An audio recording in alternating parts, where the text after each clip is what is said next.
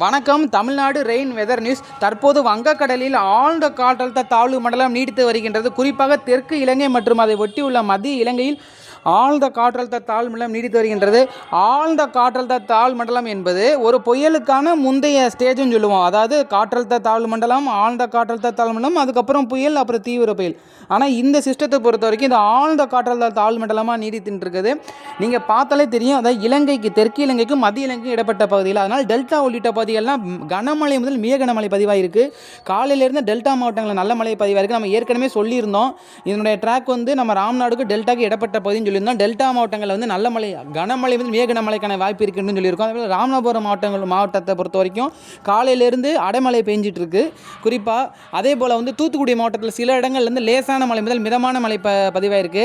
நம்ம சொல்லியிருந்தோம் system weakening, அதாவது ஒரு வீக்காகி இருந்து ஒரு லோ ப்ரெஷர், ஒரு தாழ்வு, ஆழ்ந்த தாழ்வு பகுதியாக இருந்தால் நிச்சயமாக அது மன்னார் வளைகுடா ஏறி இருக்கும். ஆனால் கொஞ்சம் இன்டென்சிவ் ஆயிடுச்சு சிஸ்டம். காரணம் கடல் வெப்பநிலை, வெஸ்டர்ன் டிஸ்டர்பன்ஸ், அதுக்கப்புறம் வந்து கடலோட வெப்பநிலை, அப்புறம் எல்எல்சின்னு சொல்லுவோம், லோயர் டிவிஷனல் க்ளவுட்ஸ்னு சொல்லுவோம். அந்த க்ளவுட்ஸு அந்த புயலோட அப்பர் லேயரு, அது போகக்கூடிய கடலோட வெப்பநிலை SST 29-30 இருந்துச்சு இலங்கை கிட்ட. அதனால் அது இன்டென்சிவ் ஆகிருச்சு. அதாவது ஆழ்ந்த காற்றல் தாழ் மண்டலம் ஆயிடுச்சு. ஆனால் இது புயலாக மாறுமா இல்லையா அப்படிங்கிறத நம்ம நெக்ஸ்ட் 24 ஹவர்ஸில் சொல்லிடுவோம். இப்போதைக்கு ஆழ்ந்த டீப் டிப்ரெஷன், அதாவது ஆழ்ந்த தாழ் மண்டலமாக இருக்குது. இது நீங்கள் இந்த ரேடாரை பார்த்தாலே தெரியும். அது உங்களுக்கு அந்த சுழற்சி தெரியுதா? இப்போ எந்த இடத்துல இருக்குது பாருங்கள். இந்த இடத்துல சுழலுது, ரவுண்டாக சுழலுதா? அதை சுற்றி பாருங்கள் ஃபுல்லாகவே எவ்வளோ ஒரு இன்டென்ஸ் க்ளவுட்ஸ் இருக்குன்னு. அதெல்லாமே பாருங்களேன். சென்னையிலேருந்து டெல்டா, அதே போல் ராமநாதபுரம் மாவட்டம் அந்த கடலோர பகுதி, இலங்கை, வட இலங்கையோட முல்லைத்தீவு, திருகோணமலை, பேட்டிகோலா இங்கெல்லாமே நல்ல மழை பெய்துட்டு இருக்குது. சில இடங்களில் கனமழை, மிக கனமழை. இலங்கையில் வந்து பல இடங்கள் அதிகனமழை பதிவாக இருக்குது. அங்கேருந்து வந்த தகவல் படி நிறைய இடத்துல வெள்ளப்பெருக்கு ஏற்பட்டிருக்கு. பல இடங்களில் 200 மில்லிமீட்டருக்கு மேலே பதிவாயிருக்கு. கிழக்கு இலங்கை பக்கம், கிழக்கு இலங்கை மற்றும் தெற்கு இலங்கையில் அங்கேருந்து நமக்கு தகவல் வந்துட்டு இருக்கு.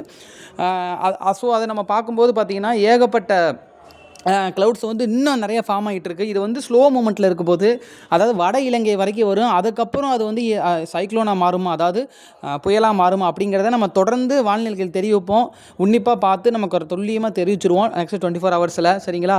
மோஸ்ட்லி வந்து அது சைக்ளோன் ஆகிறதுக்கு வாய்ப்பு குறைவு தான். ஆனால் இருந்தாலும் சைக்ளோன் ஆகிறதுக்கு ஒருவேளை அந்த இடத்துல இது வட இலங்கைக்கு டெம்பரேச்சர் 30°C இருக்கிறனால சப்போஸ் அந்த இடத்துல சைக்ளோன் ஆனாலும் சீக்கிரமாக வலுவிழந்துடும். டீப் டிப்ரெஷனில் கரையை கிடக்கும். ஸோ இதுதான் இப்போ இல்லை நிலைமை. நெக்ஸ்ட் 24 ஹவர்ஸை பொறுத்த வரைக்கும் இதே நிலைமை தான்.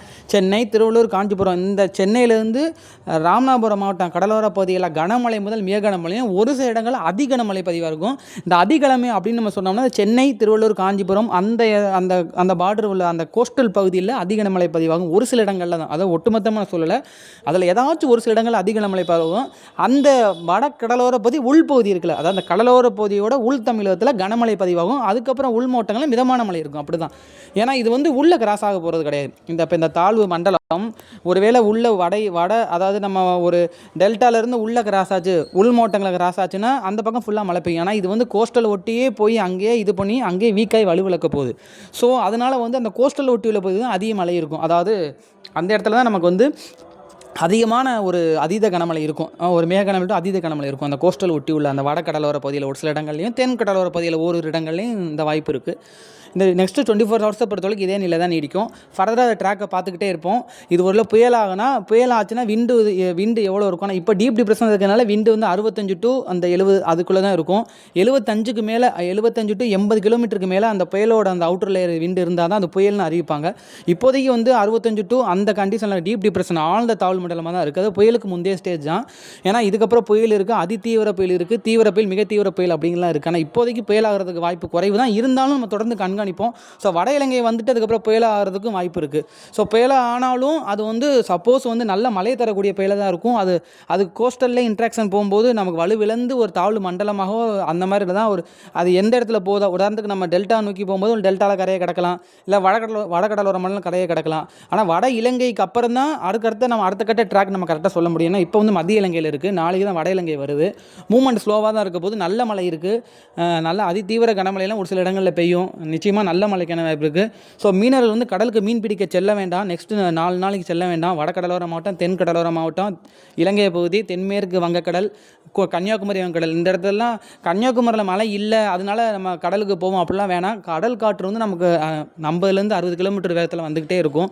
கடலில் வந்து ஆழ்கடலில் வந்து டேரெக்டாக வந்து ஒரு புயல், ஒரு தாழ் மண்டலம் உருவானாலே கடல் காற்று அதிகமாக இருக்கும். ஏன்னா அலையெழுச்சி இருக்கும், அதனால் போக வேண்டாம், கடலுக்கு மீன் பிடிக்க போக வேண்டாம் என்று கேட்டுக்கொள்ளப்படுகிறார்கள். அடுத்த அப்டேட்டு காத்துருங்க, தொடர்ந்து இணைந்திருங்கள். அடுத்த அப்டேட்டு நமக்கு விரைவில் நம் நாளை காலை புயலின் பாதையை துல்லியமாக தெரிவிப்போம். நன்றி, வணக்கம். சேனலை மறக்காமல் சப்ஸ்கிரைப் பண்ணுங்கள், லைக் பண்ணுங்கள், ஷேர் பண்ணுங்கள். நாளை மற்றொரு வானொலியில் சந்திப்போம்.